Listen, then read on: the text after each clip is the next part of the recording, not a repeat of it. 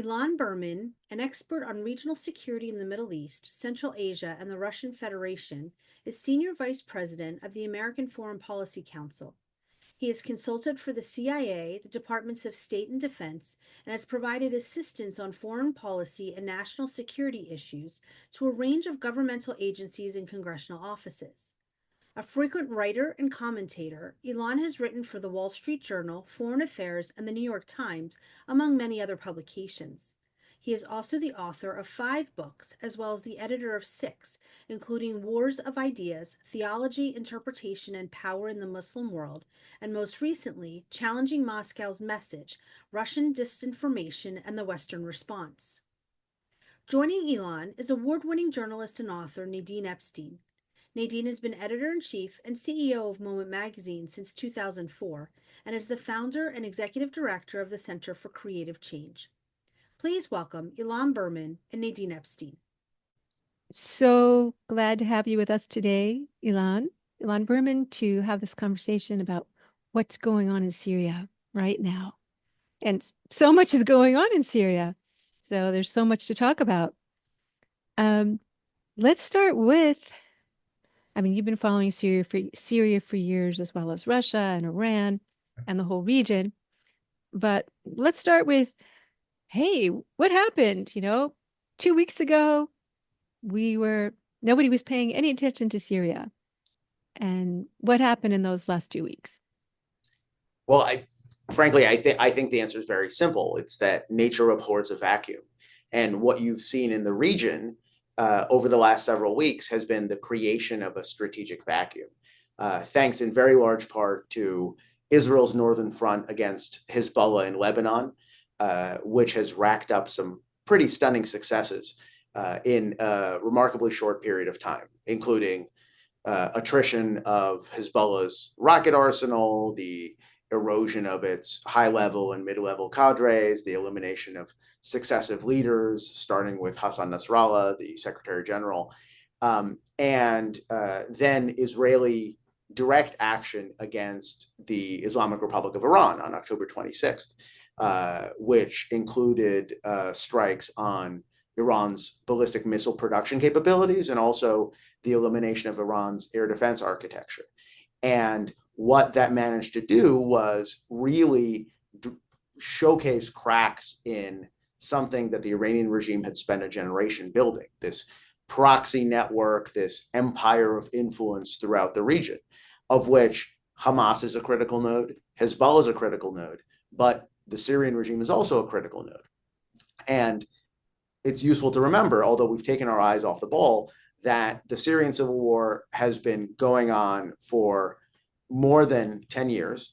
It's been a sort of a frozen conflict, but still an active one. Frozen in the sense that while the battle lines are still drawn, they really haven't moved very much because this very bloody and unsettled equilibrium, but nonetheless an equilibrium, has emerged between the Assad regime, which is supported by Iran on the ground and Russia in terms of aerial power, and assorted opposition forces, many of them jihadist forces, Sunni jihadist forces, on the other side.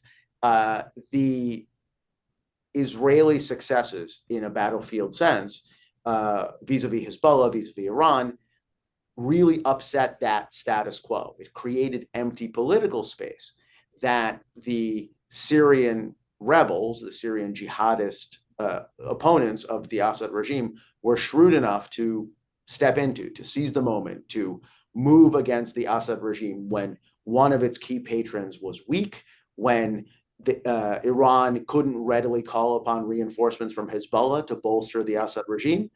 And as a result, what we saw was this lightning fast movement of opposition rebels, this catastrophic success as they swept from city to city in Syria, because instead of opposing them like they had in years and months past, the Syrian regime forces really crumbled in the face of rebel gains.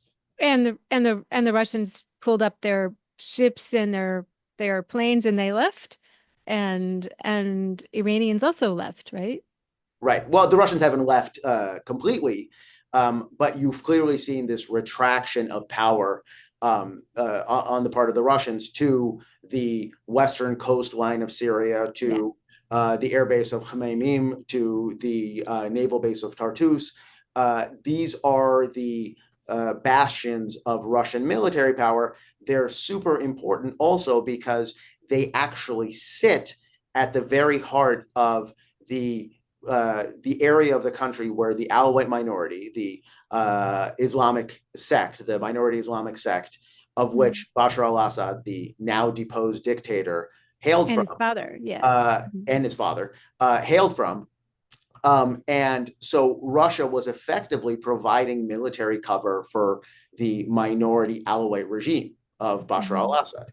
The Russians are still there, and they're still providing some semblance of protection to the Alawites.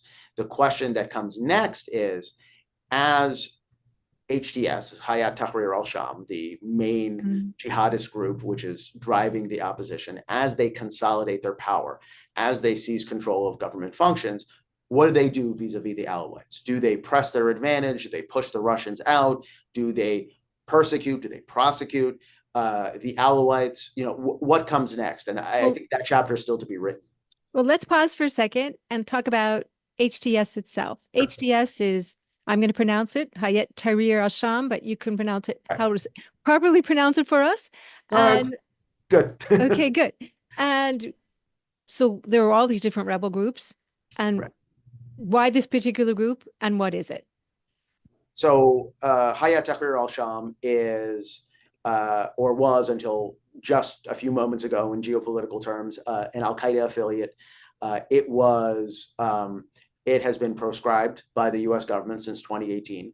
It is the successor organization of a group called Jabhat al-Nusra, which was also a Salafi jihadi, Sunni Salafi jihadi group, opposed to the Assad regime, which again is Alawite, so a minority sect that identifies with Shia Islam, and was driving the Syrian opposition to the Assad regime. Very quickly took to the fore after the Syrian Civil War broke out in 2011, and has really set the contours of the opposition debate ever since. It's not the only game in town, but it's the biggest voice in that constellation. So how is HTS, you say it's a break off from Al-Qaeda, but how is it? It's obviously, it's also different. It seems, and it'll lead us into talking about Jolani, its leader, in a minute, but how is it different from Al-Qaeda and from ISIS? Well, HTS's leader, Abu Muhammad al-Jolani, would like us to think that it's very different, right? Okay. Jolani does not fully distance himself from all the atrocities that were carried out in Syria during the years of the Syrian Civil War, but in interview after interview, and he's been, I think, surprisingly charismatic in sort of all these interviews that he's carried out. He's basically said, well, it was the rashness of youth. I'm more mature now. I'm going to govern in a more mature fashion. That sounds great. I think the proof is in the pudding. I think it's not at all clear whether HTS is really a kinder, gentler Salafi jihadist group. And even if it is, it's still a Salafi jihadist group. It's still a group that envisions the imposition of a very strict form of Sharia Islamic law on Syrian society. So I'm reserving judgment. My sense is that a great deal is going to be determined by what we see happening with the Syrian population. The Syrian population already has begun to stream back into the country from different places in exile, but how they are treated, how they're received, how much freedom of action and political breathing room they have under this new HTS rule will tell us much more than anything Jolani says on Western media outlets about what HTS actually stands for now. Well, does HTS actually really control the country? I mean, obviously they control, they've rolled into Damascus, they took over Aleppo, they took over a few other cities, but does that mean that they control the country? It's such a No, so many at all. I mean, like, no, not yet. And again, right, Syria is a large place, and there are pockets that sort of remain controlled by the Syrian Democratic Forces, the Kurdish militias, and other actors as well. But increasingly, what we've seen is HTS expand the areas under its control, and as you said, take over city after city in this sort of sequential march that has left it with controlling interest, maybe not total interest, but controlling interest in the country. So I think it's not premature to talk about the fact that HTS is the sort of the power broker, at least for the moment. And now the operative question is, how is HTS going to govern? Is it going to govern in an inclusive fashion? And there are some indicators that they're willing to maintain elements of the old regime. They're willing to let bygones be bygones. There have been incidents that they've treated politicians from the Assad regime with respect. They've even offered some semblance of political refuge for Assad's last prime minister. So I think, as I said, I think that chapter remains to be written. But again, what we're looking at potentially is a reversion of a secular, very brutal secular dictatorship into an Islamist government. Dictatorship. Yeah, dictatorship, a clerical dictatorship. And we're not sure how that impacts women or how it impacts minorities such as the Shia or also the Alawites. And there are a lot of other minorities too, I think, that are in Syria. It sounds like he kind of told Iran ahead of time, as I read, that, he would protect Shia shrines. And so she's definitely trying to portray himself. I don't, Iran probably would have left anyways, but he gave them assurances. So I guess some of that a good sign.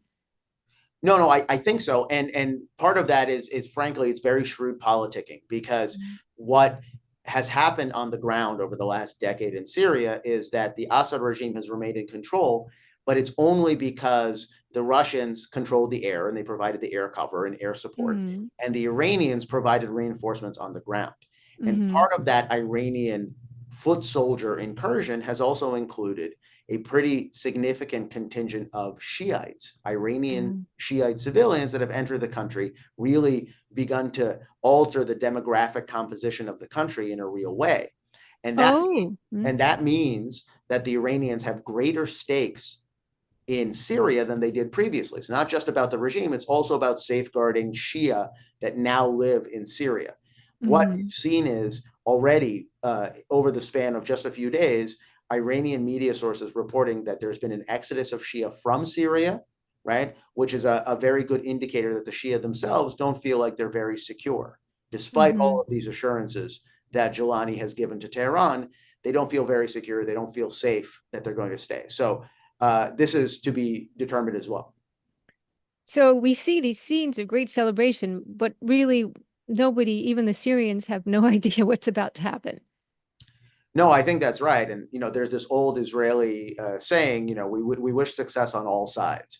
And I think that's really apt here, because from the Israeli perspective, and I think here the Israeli perspective and the American perspective are pretty much in lockstep, there is this cold comfort of the devil that and Assad was the devil that we knew for a long time. He was predictably brutal. But he was where the buck stopped. We sort of knew exactly what was happening.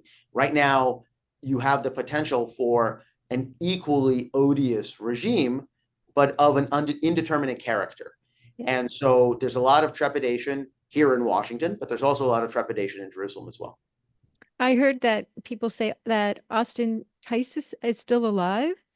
And is that something you've heard and we're looking for him? I've heard, again, I haven't seen it confirmed by authoritative sources. I think hope springs eternal. I certainly hope he is. Yeah. But the case of Austin Tice is actually, to me, very interesting, because it highlights something that we're being reminded of in real time over the last several days, which is that the Syrian Civil War never went away. But somehow over the last decade, the brutality, the sort of the corruption and the bloodthirsty nature of the Assad regime has somehow become normalized, to the point where just a year ago, here in Washington, we were having discussions about whether or not we should bring the Assad regime in from the cold. Those discussions now look positively archaic in retrospect, because we're finding, all of a sudden Western journalists are being allowed access into Syrian prisons, or being allowed to find the inhumane ways in which Syrian guards dispose of bodies, or prisoners who haven't seen the sunlight in a decade, things that really, highlight the depravity of the Assad regime. And frankly, it's a mark of shame that we took our eyes off the ball in terms of the human rights situation in Syria. Yes. Well, let's talk about the neighbors.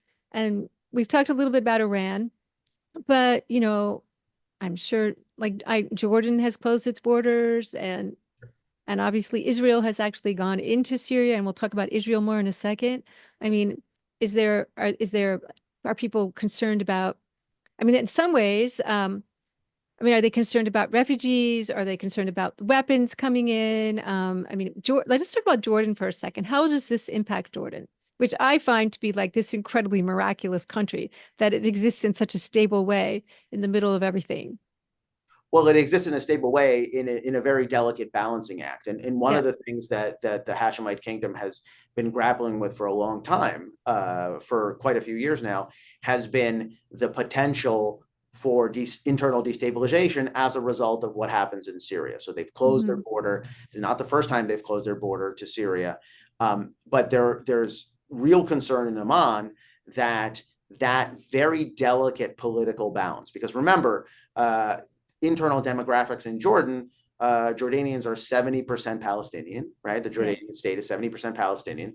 Jordanian politics have been inflamed over the last year as a result of watching what's happening next door in terms of Israeli conduct.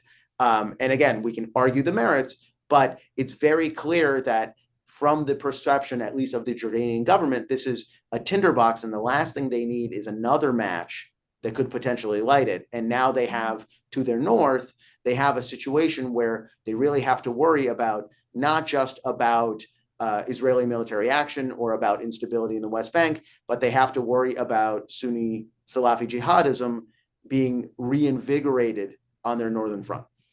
Yes. So let's talk about Israel. So first of all, this is a game-changing moment for Israel. First of all, let's talk about how Israel was involved in Israel's role in obviously Israel has played a role in the demise of the Assad regime. Let's discuss that. So Israel pressed its advantage. So tell me a little bit more. Israel pressed its advantage, and depending on who you ask in Israel or who you listen to in Israel, Israel is either a player or the player. Prime Minister Benjamin Netanyahu has wasted no time in saying that this is the sort of the causal impact of what Israel has done since October 7th. I think that's a large part of the story, but I don't think that's a total part of the story. Because it's useful to remember, right, with all humility, that until just a few weeks ago, Israel did not look like it was winning strategically. Israel looked like it was bogged down in Gaza. It wasn't really making serious, significant strategic advances. Israel, to its great credit, has managed to change the game and really regained its mojo in the last several weeks in terms of what it's done in Lebanon, what it's done against Iran. By the way, full credit here goes to the Israeli Air Force, because if you notice what's happening in Gaza is a ground war. It is asymmetric conflict against an entrenched enemy, kind of like Fallujah was for the U.S. military in Iraq. It's not a pretty sight. What you see in southern Lebanon and what you've seen in terms of the Israeli response to Iran. It's precise, quick, decisive, dominating. It's all about Israeli air power. Israel excels in short, sharp wars, short, sharp military engagements. And that's what you've seen over the last several weeks, which is why the Israelis really managed to change the script. I think Netanyahu is totally correct in the sense that he has, as a result of the strategic decisions that Israel has made, they have removed the pillars that Assad used to rely on to keep his regime secure. And they've essentially helped make his regime provocatively weak. But that's not the end of the story. I have to say that, we were talking about neighbors. The role of, for example, Turkey has been very great. I mean, there's all sorts of reason to conclude that the Turks, who have been longtime backers of HTS, have really also understood this moment, understood that the underpinnings of the Assad regime had become rickety. And they were the ones that were whispering in the ear of HTS leader Mohammed al-Jilani and saying, hey, now is the time for you to fill the vacuum. Now is the time to go. I don't think this is monocausal, in other words, although Israel deserves a lot of the credit. And also Russia, meanwhile, is bogged down in Ukraine. So that's Right. another element that. No, 100%.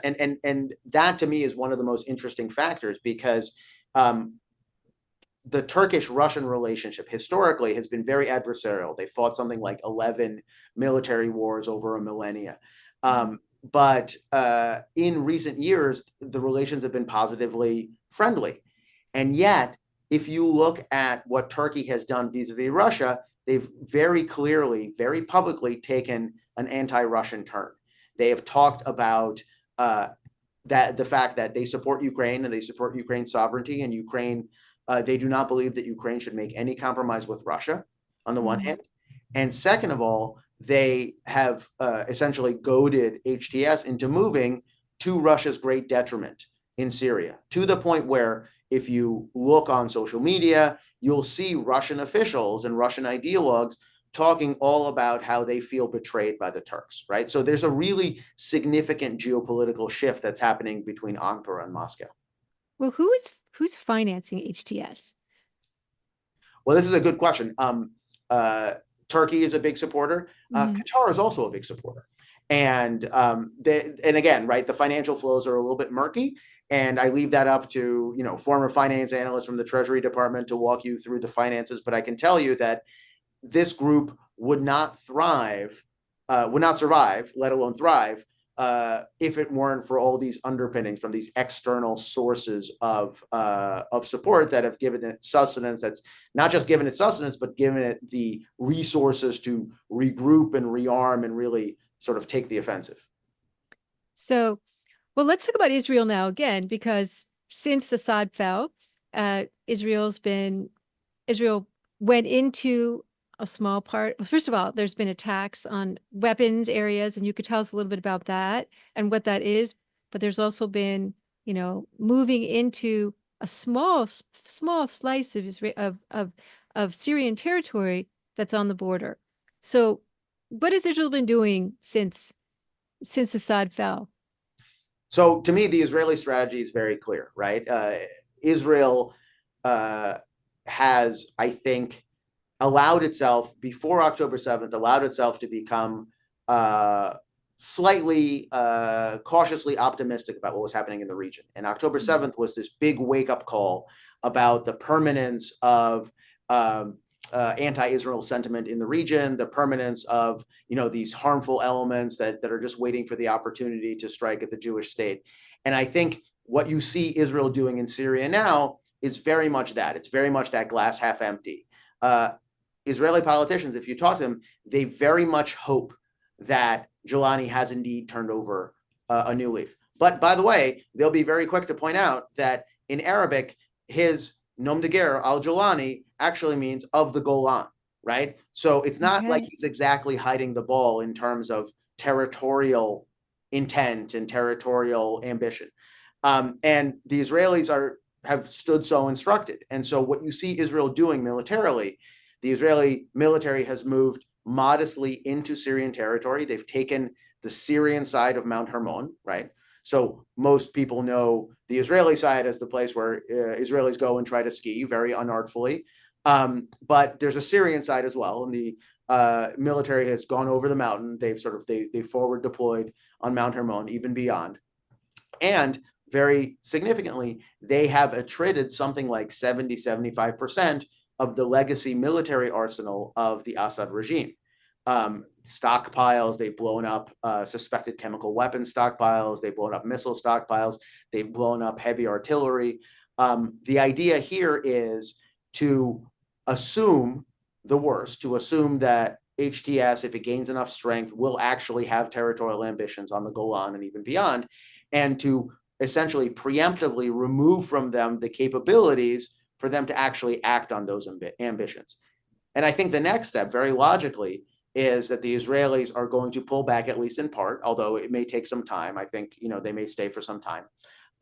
But eventually they'll build a moat. What they'll do is they'll try to build a moat, a line where it will be very difficult for jihadists from Syria to cross as a way of protecting Israel's northern reaches. And by the way, this is not a new strategy. This is precisely the strategy that they implemented during the hot part of the Syrian Civil War a few years ago with Russian assistance. They also built a moat, right? This was part of the quiet understanding between Putin and Netanyahu that there would be regular bombing of the southern Syrian border as a way of making sure that jihadists don't leave Syrian territory and cross over into Israel. And so by getting rid of these weapons, right now, Syria is in a position where it's really hard to rebuild any kind of arsenal because those weapons were coming from Russia and from Iran. Iran has now, both of those countries no longer can provide weapons in the same ways. Are there weapons coming in from other places to Syria? It's hard to tell. It doesn't seem like there are weapons coming in big quantities yet. Mm-hmm. I think that's going to be a conversation to come. But I frankly think that what the Israelis are doing, and you'll sort of get the sort of the typical hue and cry about Israel sort of, limiting its military campaign. But I think everybody in the neighborhood and everybody in the West is sleeping a little bit better, knowing that HTS, if it does have those Islamist imperial ambitions, will have less ability to put them into practice as a result of what Israel has done. And hasn't there been a lot of at least gun smuggling from the Syrian border into Jordan and into Israel and into the West Bank? I mean, into the West Bank, not so much Israel proper. I mean, does this sort of change that as well? Because that's been having those extra guns and weapons in the West Bank and in Jordan have been a big concern, haven't they? They have historically, right? Before 2 weeks ago, before what's happened in Syria. Yeah. And so that's a really interesting sort of dynamic that we're going to have to watch. The Israeli security forces have been very concerned about precisely this, about precisely whether it's Iran or it's Sunni militants infiltrating small arms, right? Rifles and pistols and grenades and sort of, all these portable munitions into the West Bank as a way of destabilizing and opening another front against Israel. Whether or not that becomes less of a concern or more of a concern now is going to tell us a lot about exactly how stable or unstable Syria is. Mm-hmm. And so I'm also I haven't heard word of this yet, but are we expecting trials and executions? Or right now we haven't really seen any sign of that? So that's a really interesting question to me. And obviously, the immediate decider, the immediate party that decides is going to be the transitional government that eventually forms, right? We're not there yet. We're not at a point where we're seeing a cohesive, inclusive transitional government in Syria.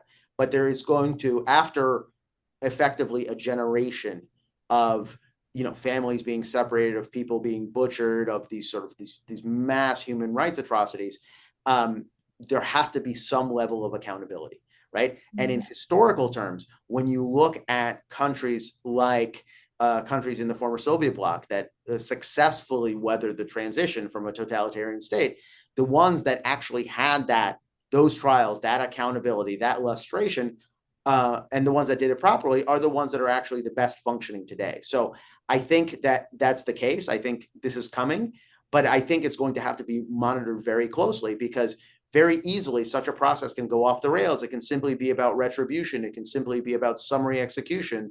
It can simply be about the authoritarians that are in charge today taking their vengeance on the authoritarians of yesterday. So the Assad family is left, but there's still a lot of people who were part of the government that have remained. We see a lot of refugees coming in, but obviously a lot of people must have left. But we know the last prime minister stayed. But I guess it's sort of, this is a limbo period. Are people still leaving? Well, no, it is a limbo period. It's Mhm. hard to get an accurate measure because there's before there was so little reporting and now there's so much reporting that it's actually very hard to get a true scope what it Mhm. looks like. And remember that before what we saw over the last 2 weeks, Syria had lost something like half of its population. In 2010, the Syrian population was 22 million. By the middle of the last decade, Syria's population had gone down to 12 million. And so, right, the massive exodus of people, both in the region to places like Iraq and Turkey, but also beyond into Europe and points beyond. It seems to me, at least for the moment, that there is this reverse flow now beginning where, and by the way, this is not a certain thing because remember, these refugees from the Syrian Civil War have at this point lived in their adopted countries for 5, 8, 10 years, maybe. And so they may have made lives there. So it's not very clear that 10 million people are coming back. But it is clear that we're seeing at least some percentage of them start to make their way back, begin to talk about it. I've And seen, I oh, think go that's a ahead. hopeful sign. I've seen images, though, of entire neighborhoods in Damascus destroyed. So much of Aleppo, which is a city I'm fascinated by, has been destroyed. So many towns have been destroyed. And when I say destroyed, I mean really just completely emptied of people and are unlivable. Where are these people going back to? Well, that's a good question, and that becomes that's one of the arguments that a lot of people are making with regard to the future disposition of Hayat Tahrir Al-Sham Mhm. presumably they're going to be the decider in some sort of transitional provisional government. The reconstruction priority becomes a paramount priority because of the destruction that's accompanied the Syrian Civil War. There has to be a post-conflict reconstruction in a very real sense. It's going to require foreign direct investment. It's going to require international cooperation. And that cooperation simply doesn't come if you establish exclusionary Islamist rule. So that's a factor that mitigates in favor of HTS taking on a sort of a more moderate tone. And we're talking the Qataris and the others who are going to come in and pour a lot of money back into. I mean, I know I've never been to Syria, but I know people who've been there in the past, and it's such an incredibly gorgeous cities. And so the rebuilding. Right, Um, but remember here, there's this historical analog. A great example is what Egypt experienced in terms of its economic prosperity when the government of Muslim Brotherhood candidate Mohammed Morsi took power. Right, it was only for about 13 months before he was deposed, but you saw this catastrophic outflow of capital. And you saw all these promises from the Gulf states about foreign direct investment that simply didn't materialize. And the very important lesson here is that on a very basic level, the international community does not invest in Islamist regimes. They do not. And that is a teachable moment, I think, for the more moderate elements that are now oscillating around the sort of the Syrian political environment, that they have to curb their excesses. They really do have to turn over a new leaf, or the misery and the sort of the lack of prosperity continues, even though the civil war is over. well, there was obviously a lot of investment in Hamas, although I guess people weren't maybe aware of how the money was being used. So, so let's go back to Jelani for 1 minute. So he's been in power for a while, and there were actually parts of Syria that his group was ruling over. And what were they like? What was he and what was HTS like as as leaders? As leaders of governing a territory, is there something we know about that? Well, so this is a really interesting conversation because it's actually a conversation about that internal jihadist struggle for hearts and minds. Because remember that the big game in town for ever since the mid 2010s was the Islamic State. The Islamic State was a product of Al-Qaeda. It was an offshoot of Al-Qaeda that became more radical and that became more absolutist in terms of how it governed. And what that allowed groups like HTS and other Al-Qaeda affiliates to do is to present themselves as more authentic They're still Islamist, but more authentic local governance models. And so that's what you saw in Syria, where areas under the control of HTS, they were still Salafist, they were still exclusionary, they was still Sharia law was still the law of the land or of that parcel of land. And yet they were not as absolutist as the Islamic State was. And that was their stock and trade. That is how they won hearts and minds vis-a-vis the Islamic State. So under those areas, in those areas, what was life like for a woman, for example? Were women still allowed to work? I mean, did women still go to school? So again, and I'm not an expert on this, advisedly. From everything that I understand, the situation for women was certainly better than it was under the Islamic State, certainly better than it is currently for Afghan women under the Taliban that have returned to power, but still governed by Islamic law, still strictures in terms of dress, of conduct, of unaccompanied travel, things that you would expect from a very strict Islamic and Islamist society. And in those regions and in those areas also, were there Shia living there? Were there Shia shrines? Were these were not, how were the Shia and other minorities treated? Right. Well, and if you look at the sort of the ethnographic map of Syria, what you'll find is that the ethnicities tend to cluster in different places. So in the northeast of Syria is where the Kurds are, right? Because it's proximate to Turkish territory. And so you get this is a little bit of a self-selecting mechanism. And so what the Shia cluster with the Shia towards the south of the country. In places under HTS control, I certainly am not one to authoritatively say that there were no Shia, but my sense was that very naturally, the instinct of self-preservation forced Shia communities to sort of to migrate out. So your best hope for this very complex country that Syria, that's been through so many years, what do you hope can happen? What's the best scenario? So it's very interesting. So Syria has been a very glass half empty construct for a lot of people, myself included, that sort of have watched it for a while. I'm not sure that I'm extremely optimistic, at least in the near term, because there are so many unknowns. There are unknowns about the governance model that HTS will adopt, whether or not they will lean into their excesses, lean into an imperial Sunni Islamist, Salafi jihadist vision, whether or not they will, revolutions tend to eat their own. And so, this is a revolution. It could very easily become a settling of accounts on the part of people who have been brutalized by the Assad regime. Should any of those things happen, the chaos in Syria actually becomes wider because it necessitates international intervention. It necessitates stabilization. The optimal outcome, I think, is some sort of compromised transitional government that really inspires enough confidence in the international community that stakeholders beyond the immediate periphery begin to step in and begin to talk about it. But there's, as they say, there's many a slip between cup and lip. I don't think we're anywhere close to there right now.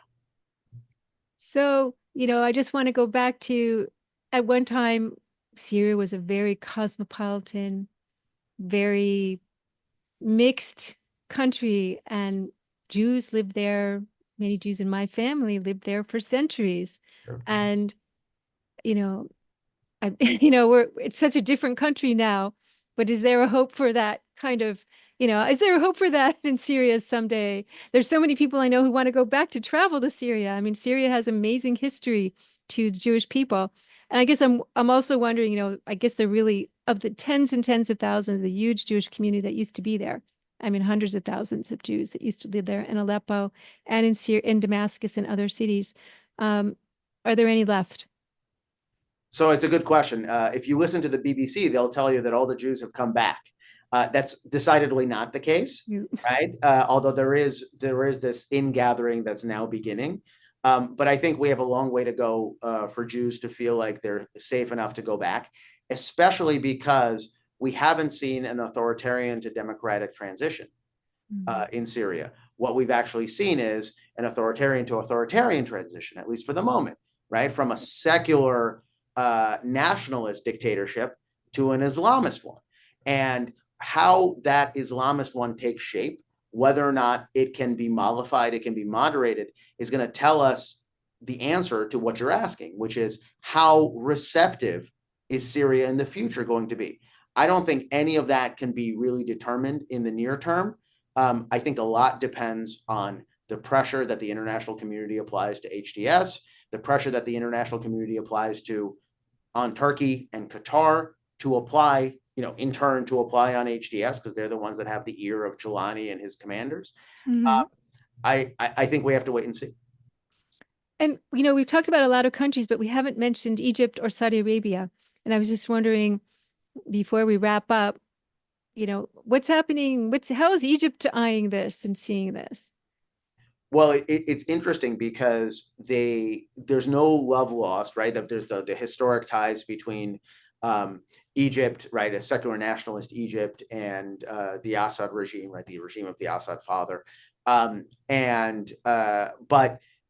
they are very much, I think, sitting on the sidelines. They're taking a wait and see approach. They are no friends of al-Qaeda in either country. They are no friends of the Muslim Brotherhood. They are, I think, justifiably worried and justifiably trepidatious that we're going to end up in a situation where you're going to have a reinvigoration in a different form of what we saw in Iraq and Syria just a few years ago with the ISIS caliphate. That's their worst case scenario. I think they're going to work very hard behind the scenes with anybody who will listen to make sure that doesn't come to pass. But one of the reasons why Israel's military campaign in Syria isn't receiving nearly the sort of the critical outcry that you would expect watching the press coverage of the last year in the Gaza Strip is the fact that what Israel is actually doing right now is checking the box for all of these countries that are concerned about a reinvigorated jihadist threat that may come to dominate Syria. And then let's go to Saudi Arabia, also a Sunni country. Saudi Arabia hasn't said much either. No, and I think for exactly the same reasons, which is they're very concerned. They're very concerned about two things, right? They're concerned, on the one hand, they're concerned about a resurgence of Salafi jihadism. And on the other hand, they're concerned about Iran. And what we saw in the months before October 7th, we saw in April this surprise normalization deal between the Saudis and the Iranians that was brokered by China. That was all about Yemen. If you had spent time in Saudi Arabia before, in the years before, what you would have heard was that their biggest concern was not Israel, it was not even Iran, it was the Yemeni civil war, right? And the unsettled border between the two countries, which was leaching resources. So when the Biden administration came into office and made very clear that they were no longer as willing as their predecessor to back the Saudi war against the Houthis in Yemen, authorities in Riyadh understood that they had to have some sort of modus vivendi with Tehran, right? They have economic plans. They needed to wash their hands of Yemen. And the only way they could stabilize that border was to make friends with Iran. What the Saudis are watching, I think, very closely now is Iran has had a dramatic strategic reversal of fortune in recent months. If you're Saudi, you have to be wondering, what does that do for our relationship? Does that mean that the Iranians are now on the back foot? Does that mean we have greater reach in the region than we did before? All things are now possible. And so I'm not sure that the Saudi-Iranian rapprochement survives this either. And how deep was that rapprochement? It was really based on a very, it didn't seem like it was particularly deep. I mean, haven't the Saudis been really worried about the Iranians for a long time? Oh, yeah. On a much bigger scale. No, for sure. But the Saudis were also understood that the United States was, at that moment in time, was really not willing to put Iran back in a box, that the Iranians had this escalation dominance because they could turn up the heat in terms of funding the Houthis. And the Saudis decided that they would make a compromise. I'm not sure that compromise is still operative. I'm not sure that Iran still has quite as much sway over Saudi decision making as it did just a year ago. So one to watch. Well, okay, two more questions. One, let's talk about the Houthis. The Houthis are a little bit out of this. They're kind of independent operators, although obviously they get some weapons from elsewhere. How does what's happening in Syria and what's happened in Iran and Lebanon, how does that impact their ability to operate the way they've been operating? I think the latter, sort of what's happened in Iran, what's happened with the sort of the broader Iranian network is really the thing that matters for the Houthis. Syria is significant insofar as it's part of that, but I'm not sure it's dispositive for the Houthis. What actually matters much more is the fact that the Houthis have effectively, over the last year, held global maritime commerce hostage, right? To the point where something like 90% of global maritime commerce has begun to skirt the Bab el-Mandab and the Red Sea and take more circuitous routes. We're all seeing this in terms of rising prices, in terms of commodities and foodstuffs. And so the Houthis have managed, as a result of this campaign of sporadic drone and missile attacks, to really highlight that they have global reach, right? In the way sort of the State Department thinks about it, right? They have global reach. They have the ability to impact multiple regions in the world. But all of that, frankly, was thanks to support from Iran. Support from Iran in the form of political cover, in the form of weapons, in the form of money. And the open question right now is, how durable is Iranian support now that the network is beginning to get pulled apart? Do they, are the Houthis on their own now? And if they're on their own, I think, they're going to meet an inauspicious end sooner rather than later. But really, that's, I think, very much an open question. Which leads me to my last question. How does all this impact the war in Gaza?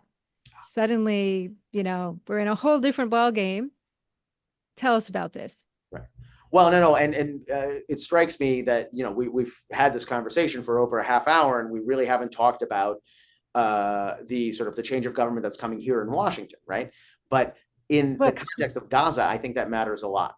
What we've seen over the last couple of weeks has been a series of videos by Hamas of hostages that Hamas still has control over, right? These are proof of life videos, and it looks like Hamas is setting the stage for some sort of deal.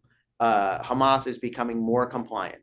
I have to say that I think a lot of that has to do with the fact that they understand that there's a new administration that's coming into Washington that has already put out a marker that says if the hostages are not returned, something's going to happen, right?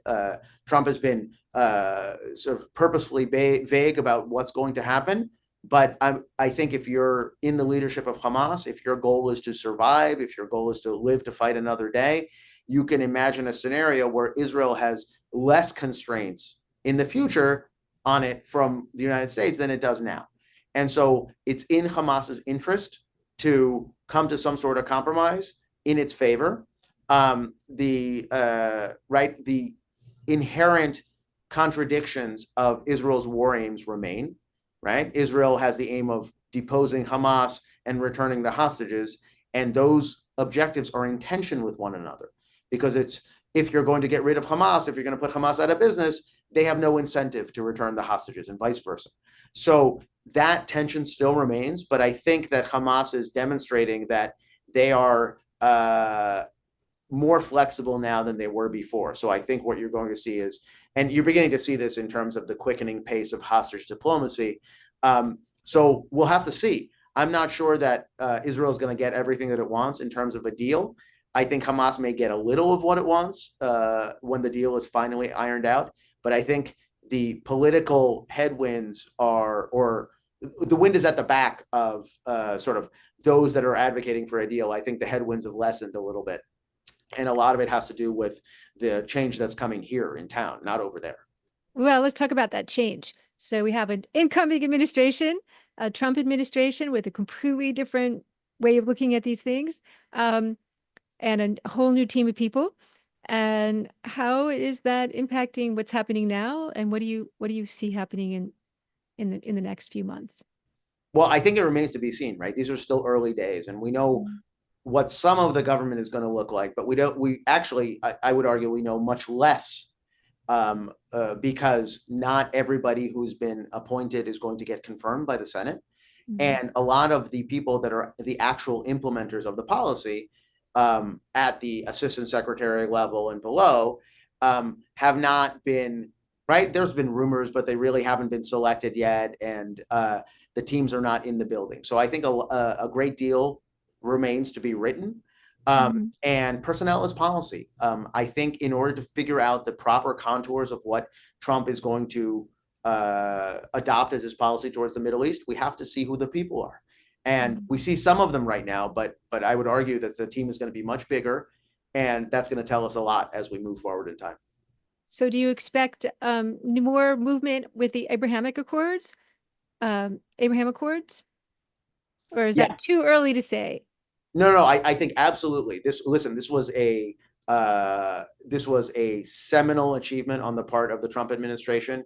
If the international community and awards committees were fair, he would have gotten a lot more credit, frankly, right? Because more peace is better than less peace, no matter who does it. Like it's not really. Maybe Jared Kushner might have gotten it. Yeah, maybe. Yeah, maybe the two of them might have gotten it. But the point is, right? I mean, this was an aggregate good, and I think because everybody understands that it was an aggregate good, there's going to be a lot of incentive for them to restart that engine.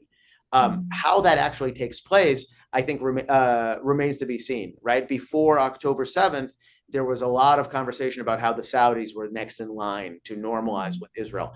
I think that's less of a possibility now, mostly because of the Saudi decisions that they've made to really stake a claim on near-term Palestinian statehood, which remains a bridge too far for most of Israeli society after October 7th. So I'm not sure that Israeli-Saudi normalization is really in the cards, at least in the near term. But we're already seeing movement in this direction. Just a few days ago, Morocco became the first country to formally declare that they were restoring full normalization with Israel, a la the Abraham Accords. And my sense is there's more of that coming down the road. And so the goal, the long-term goal is a two-state solution in your mind? I'm not sure. And I'm not sure because I'm not the one that gets to decide, right? Israel gets to decide. And if you talk in Israel to sort of across the political divide, you'll see very little appetite, right? Israel remains I'm talking long term. No. I'm not talking this is happening in any short term, but I'm just saying as a solution to the antipathy that right now towards Israel and just generally in the long term, and we're talking it could be years, do you see that a two-state solution is you're not there yet? Sort of, in the sense that what I do clearly see, because all of us on a gut level understand intrinsically that every war must end. So I think the Israeli government has really done itself a disservice by failing to talk about a future vision for Palestinian prosperity. And frankly, it's been very harmful for Israel because it's fed into all of these false narratives propagated by Al Jazeera and other places about genocide and war crimes and things like that. I think Israel could really do itself a favor by resetting the conversation and talking about long-term prosperity. But that requires security, and that requires economic development, and that requires de-radicalization. And Israel needs help on all three areas. It needs partners, particularly from the Arab world, to help it de-radicalize Palestinian society, to help it rebuild Palestinian society, and to ensure adequate Israeli security. The sooner the Israelis, I would argue, the sooner the Israelis can begin to have that conversation, the clearer that political horizon becomes. I don't think it's very clear at all right now. Okay. Well, back to Syria. So much has changed, and we'll see how that impacts as well. So, but thank you so much. I think is there something I've left out, by the way, that's really important that I didn't ask you? No. We could do this all day. But okay, because it's fascinating. And This has been so helpful, and thank you so much for your time today. Oh, my pleasure.